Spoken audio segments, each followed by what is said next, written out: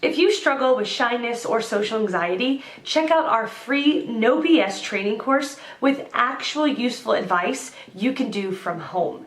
None of that just get out there nonsense. The link is in the description below. For now, let's get to today's question. The question, how can social phobia turn into paranoia? Despite all of these commonalities, these are two very different disorders.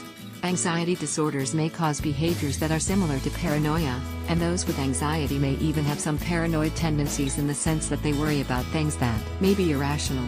But paranoia and anxiety are completely different. For one thing, someone with severe paranoia often suffers from delusions, and no amount of counseling can cause them to truly believe it's a delusion.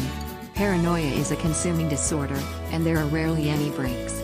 Those with paranoia also tend to perceive danger and conspiracy even more than those with anxiety.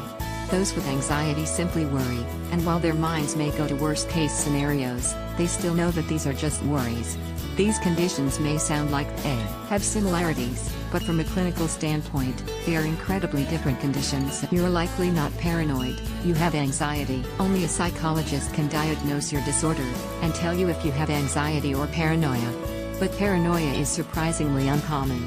Very few people develop those delusional tendencies, especially without the influence of drugs or schizophrenia. You may have worries that sound like paranoia to others, but in reality, you simply have anxiety.